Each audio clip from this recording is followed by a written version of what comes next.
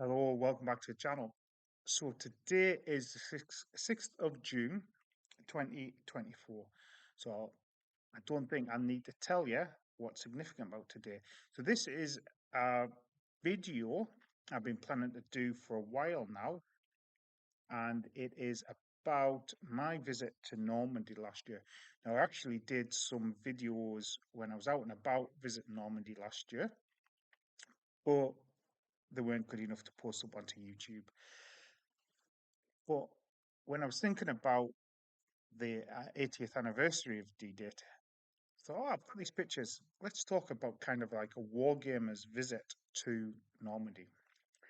So we'd actually gone to Brittany, and I'm going to do a similar sort of video to this. This is part one of two I did for Normandy, and I'm going to do one talking about Brittany as well. So stopping in Brittany, and it was actually over 400 kilometers to get to Normandy. And when I'm on holiday, I like to have a day rambling on my own. My family allows me to do that, and I do crazy things like drive 400 kilometers to go and visit Normandy. So I had one day. I wanted to do as much as I could, so I didn't go into everything into massive detail, and I had to pick one place. So it was going to be Omaha Beach. So this is kind of one of the main museums there, the Overlord Museum, and it's the first time I'd kind of been to a French museum. So as we go through it, this is me setting off. I think I set off and the moon's still up, so it was about 6:30 in the morning. Really good museum, lots of sort of mannequins set up and scenes. I am fascinated by the planning that goes into D-Day, the whole things, and it was planned to the end. And yeah, plans are worthless, but planning is everything. Dwight D. Eisenhower. I'm doing a history talk actually on the 8th of June, which is going to be about D-Day, plan to plan.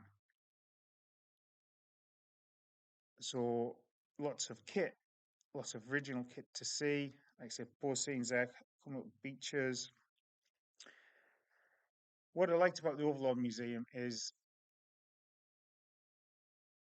you weren't just always looking at things in cabinets. You're kind of in context with the maybe the vehicles and the mannequins and seeing how it all came together.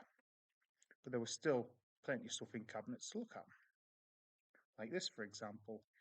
Um, when I'm sort of as a wargamer visiting museums, I'm looking at kind of what things look like on helmets or images and stuff, and how I can translate that to the tabletop in terms of simple and easy painting techniques and color schemes. And there might be things that I have a very specific interest in, which I'm going to go and have a look at. So, obviously, American Armor, I came away inspired. I'll talk about what I was inspired to do later on. Landing craft, I'm painting up a few landing craft at the moment. So I want to have a good look at that landing craft, how landed, how it worked, that sort of thing as well. So plenty of photos of those photo reference. Also painting up some 88s at the moment as well. So that's me and my holiday cover. Sideburns have come in a bit more. Even stuff like supply stuff you don't think about. I talked about planning earlier. Getting supplies ashore, making sure troops have supplies in the field, logistics. We all know by now that certainly the logistical advantage of the Allies was massive, and America really dominated the field of logistics.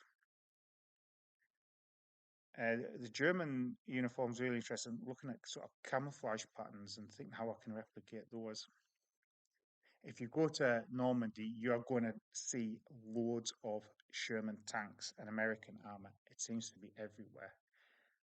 This is a very special photo. This is my first big cat. First time I've come across a panther. Come around the corner, boom, here's this panther. Really special seeing one of the big cats. Like I said, seeing loads of Shermans. Seeing I'm not being to Bovington. Do want to get to Bovington. Eden Army Camp. Seen lots of armor, but not a lot of German armor. So yes, uh, delighted to meet a panther. There it is there. And again, when I'm looking at stuff here, took this photo so I could have a look at stowage and how that looked on the side of vehicles. So when I'm modelling my tanks, I'm getting a feel for actually how it would look. Um, Sometimes it feels a bit weird just gluing like helmets to the side, but you know, it did happen. Again, this is more looking at the logistics, uh, German transport vehicles. This the Panzer IV. Again, when I'm modelling tanks, having tracks on the hull, what would they look like? What colours would they be? I do like to put a bit of storage on my tanks. Uh, it's weird that you see pictures of tanks with loads of storage, it looks really good. When I start adding storage, I'm thinking, have I put too much on? I've not put enough on. So yeah, as you can see, lots of different stuff in this museum in terms of the kind of setup, very much focused on the Americans and the Germans. It's me and my Panther again, the Panzer IV. Uh, really interested in Polish troops. You see there the winged lancer hussar emblem that they had.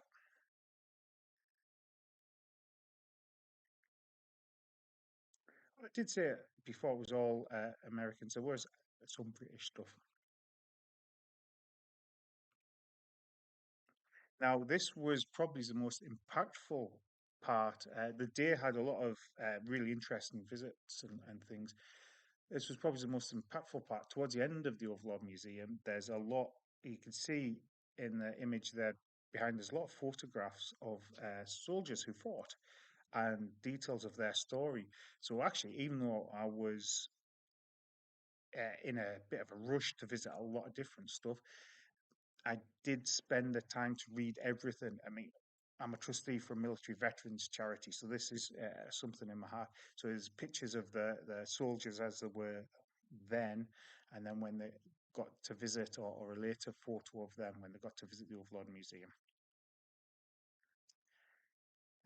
Yeah, very moving, and you've just got the sounds of kind of waves washing up.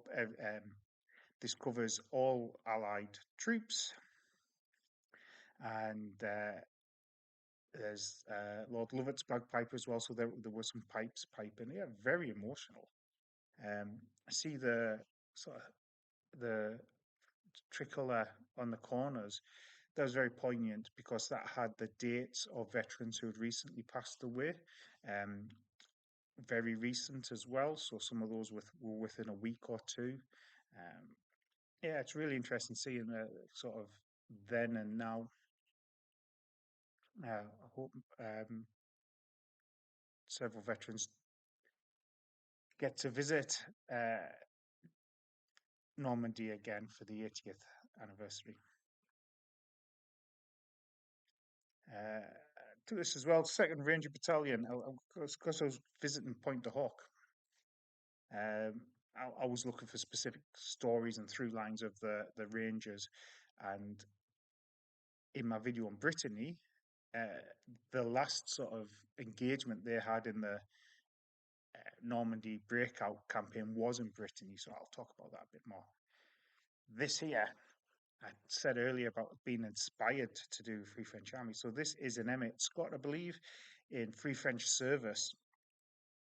So I saw this. There's another one coming up in part two, and I thought, how could I not do one of those as a model? So I am working on one of those at the moment. Also delighted to find this in the Overlord shop. So a massive bolt action section. This side was the British and Americans. Then on the other side is an equally large German section. And outside the Overlord Museum, I think it wasn't much really to get in, about €10 or something. Loads of tanks on the outside. Like I say, I see loads of Shermans, loads of American armour. I tried to do some videos there and then, but the quality just wasn't up to snuff. There's like a pontoon bridge and stuff outside as well.